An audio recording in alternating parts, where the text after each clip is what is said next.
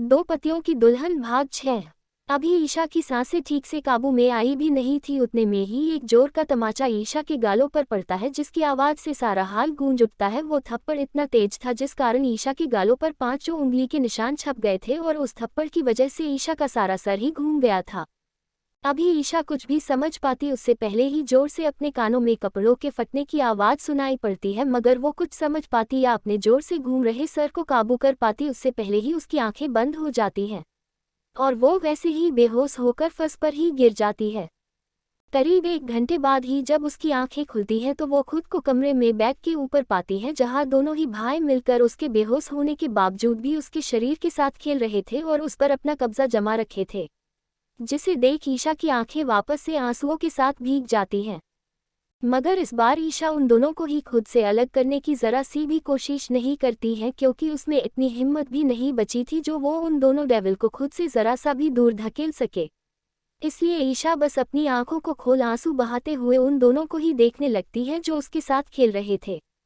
व्यूहान जो उसकी बॉडी के अंदर था वो ईशा को होश में आया देख उसके नेक पर बाइट करते हुए अपनी बेहद शांत मगर खतरनाक आवाज में बोला, तुम पर हमारा हक है यीशु, और जो हमारा मन करे वही हम तुम्हारे साथ करेंगे, जब मन करे तब तुम्हारे साथ करेंगे।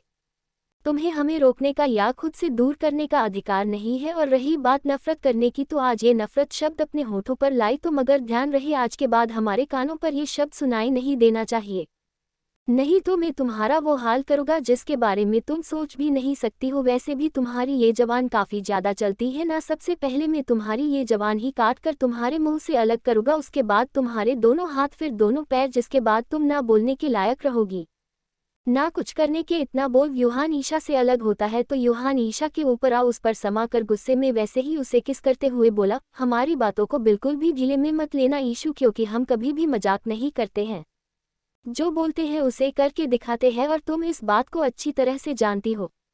उन दोनों ही डेविल भाई की बातों को सुन ईशा अंदर तक कांप जाती है और उसे अच्छे से पता था ये दोनों ऐसा कर सकते हैं, जिसे समझ ईशा अपनी आंखें बंद कर लेती है और उसके होठों से हल्की सिसकियां निकलने लगती हैं और उसके दोनों हाथ की पकड़ बेड सीट पर कस जाती है। रात के करीब 8 बजे जब ईशा की आंखें खुलती हैं तो वह बेड पर खुद को एकदम अकेला पाती है, जिसे देख वह अपनी नजरें चारों तरफ कर देखने लगती है, मगर उसे वहां पर कोई भी नहीं दिखता है, न यूहान ना ही व्यूहान, मगर डोर के पास खड़ी वही लड़की जरूर दिखती है जो कल रात को उसे लेने आई थी, जो दरवाजे पर ही खड़ी बस अपनी नजरें झुकाए खड़ी थी, जिसकी उम्र काफी ज्यादा छोटी थी, करीब 14-15 साल। उस लड़की को वहां पर देख ईशा चादर खुद पर लपेटे ही बेड पर उठकर बैठ जाती है और उस लड़की को ही बड़े ध्यान से देखने लगती है, जिसे थोड़ी देर देखने के बाद ईशा जैसे ही बेड से नीचे कदम रखती है वैसे ही उसकी एक दर्द से भरी आह निकल पड़ती है, जिसे सुन वह लड़की जल्दी से ईशा के पास जा परेशान सी होते हुए बोली, मैडम आप ठीक तो हो ना? उद्धरण चिन्ह। ईशा उस लड़की को देख, तुम्हारे दोनों सर कहाँ है? उद्धरण चिन्ह। लड़की, मैडम सर तो बाहर गए हैं और उन्होंने कहा है मुझे आपका ध्यान रखने के लिए। ईशा उसे देख, ठीक है जाओ और जाकर मेरे लिए कुछ अच्छा सा बना कर रखो, तब तक मैं नहा कर आती हूँ।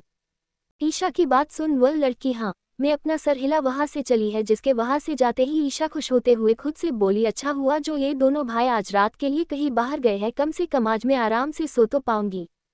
इतना सोच ईशा खुश होते हुए ही जल्दी से बाथरूम में चली जाती है और बाथटब में भरे गर्म पानी के अंदर बैठ खुद से बोली, नहीं ईशा ऐसे काम नहीं चलेगा, अगर तू जितना उन्हें गुस्सा दिलाएगी वो दोनों तेरे गुस्से की भड़ास तेरे ऊपर ही निकालेंगे, तेरे साथ इंटीमेट होकर। ऐसे तो नहीं होगा, अब तुझे दिमाग से काम लेना होगा, वैसे भी तुझे इन दोनों से बदला लेना है अपने अपमान का, अपने साथ जबरदस्ती करने का, तो तुझे अब दिमाग से काम लेना होगा। वैसे भी किसी ने कहा है एक औरत चाहे तो कुछ भी कर सकती है, ठीक वैसे ही अब मुझे भी करना होगा। इन दोनों में फुट डालने का काम कर, इन दोनों को ही एक दूसरे का दुश्मन बना कर, और अब मुझे क्या करना है ये मैंने सोच ली। इतना सोच ईशा मुस्कुराते हुए ही खुद को साफ करने लगती है। वैसे क्या लगता है आपको, क्या ईशा कर पाएगी दोनों भाई को जुदा? और क्या सच में दोनों भाई एक दूसरे के दुश्मन बन पाएंगे? आगे की कहानी जानने के लिए मुझे फॉलो करें और कमेंट पर नेक्स्ट भाग लिखें। अगली सुबह जब ईशा की आंखें खुलती हैं तो उसके चेहरे पर एक प्यारी सी मुस्कान होती है, मगर जैसे ही ईशा अंगड़ाई लेने के लिए अपने हाथ ऊपर उठाने वाली होती है, ठीक तभी उसे महसूस होता है जैसे किसी ने उसे अपनी बाहों में भर रखा है। जिसे महसूस कर जैसे ही ईशा झुककर देखती है तो उसकी आंखें एकदम हैरानी से फैल जाती है, क्योंकि उसके दोनों डेविल पति उसे अपनी बाहों में भरकर बड़ी ही सुकून से भरी नींदें सो रहे थे, जिन्हें ऐसे सुकून के साथ सोते देख ईशा को उस लड़की की बात याद आती है जिसने कही थी, आज रात ये दोनों भाई नहीं आएंगे तो भला ये दोनों कब उसके पास आ गए। और उसे अपनी बाहों में भर कर सो भी गए और उसे पता भी नहीं चला। मगर कुछ सोचकर ईशा अपने चेहरे पर हल्की सी शर्म वाले भावों को लाते हुए बोली, हनी। जैसे ही ईशा की मीठी और प्यारी सी आवाज़ उन दोनों के कानों में पड़ती है, ठीक वैसे ही उन दोनों डेविल की आंखें खुल जाती हैं और आंखें खोलते ही वह दोनों हैरानी के साथ ईशा को देखने लगते हैं, जो उन दोनों को देख हल्का शर्माते हुए बोली, हनी मुझे छोड़ो, अगर तुम दोनों ऐसे ही मुझे अपनी पत्थर जैसी बाहों में भर कर रखोगी तो मेरा दम घुट जाएगा और मैं मर जाऊंगी। जैसे ही ईशा इस बात को बोलती है वैसे ही दोनों भाई ईशा के ऊपर से अपनी बाहें हटा लेते हैं और इससे पहले वो दोनों कुछ भी समझ पाते उससे पहले ही ईशा उन दोनों के बीच से उठकर बाथरूम में भाग जाती है, जिसे ऐसा करते देख और उसकी बातों को सुन दोनों भाई का सर घूम जाता है। यूहान हैरानी से, इसकी तबीयत तो ठीक है ना? क्वोट। यूहान अपना माथा रब कर, इसका दिमाग तो नहीं घूम गया? क्वोट। इतना बोल दोनों भाई एक दूसरे को देख वहां से उठकर कमरे से बाहर निकल जाते हैं। करीब 1 घंटे बाद ही दोनों भाई सिटिंग एरिया में बड़े से सोफे पर बैठे अपना काम कर रहे थे। यूहान लैपटॉप खोले उस पर अपनी उंगलियां तेजी से चला रहा था, तो यूहान अपने मोबाइल में मेल चेक कर रहा था। अभी वो दोनों भाई एकदम फोकस होकर अपना काम कर ही रहे होते हैं। उतने में ही ईशा, जिसने एक वोयलेट कलर की काफ़ी ज़्यादा छोटी सी फ्रॉक पहन रखी थी जो बस ईशा के थाई तक ही आ रही थी, जिसमें उसके गोरे और लंबे पतले पैर साफ दिखाई दे रहे थे, उसी साथ उसके थाई पर काफ़ी सारे काले और नीले निशान भी बने हुए थे। उस ड्रेस की स्लिप बस एक पतली सी डोरी की तरह थी, जिसमें सामने का नेक भी काफी डीप था, जिसमें से ईशा की क्लीवेज और उस पर बने बाइट के निशान साफ दिख रहे थे, तो बैक नेक भी काफी डीप था जिससे सारी पीठ साफ देखी जा सकती थी और उसी पर बने सारे निशान भी। ईशा ने जानबूझकर ऐसी ड्रेस पहनी थी ताकि वो इन दोनों को एहसास दिला सके इन दोनों ने मिलकर उसके साथ क्या किया और कितना ज्यादा किया। ईशा उन दोनों को देख कुछ सोचती है और उसे सोचकर उसके चेहरे पर हल्की सी चमक आ जाती है। ईशा जल्दी से यूहान के पास जा उसके हाथ में पकड़ा मोबाइल जल्दी से उससे छीनकर यूहान के पास जा उसका लैपटॉप बंद कर उसकी गोद में बैठ जाती है, बिल्कुल किसी छोटे बच्चे की तरह।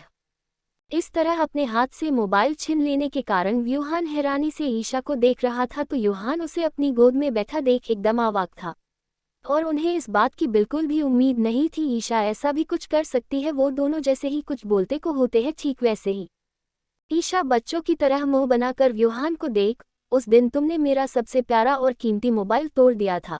रोनू सा मुंह बनाकर, तुम्हारे कारण मैंने मेरा पहला प्यार, मेरा मोबाइल जिसे मैंने 1 रुपये जोड़कर खरीदा था, पूरे 12,000 का, उसे तुमने तोड़ दिया था और मुझे दूसरा मोबाइल लाकर भी नहीं दिया। अब मैं तुम्हें तुम्हारा मोबाइल नहीं दूंगी, अब से ये मेरा हुआ। चिढ़ाते हुए, ये मोबाइल अब मैं यूज़ करूँगी और जब तक तुम मुझे मेरा नया मोबाइल लाकर नहीं दे देते तब तक मैं तुम्हें तुम्हारा मोबाइल वापस नहीं करूँगी। इतना बोल ईशा किसी छोटे बच्चे की तरह खुश होने लगती है। मगर ईशा की बात सुन यूहान उसे काफी ज्यादा आश्चर्य के साथ देखने लगता है। यूहान, ईशा को देख, मोबाइल यूहान के कारण नहीं मेरे कारण टूटा था। जैसे ही यूहान इस बात को बोलता है वैसे ही ईशा की आंखें हैरानी से फैल जाती हैं।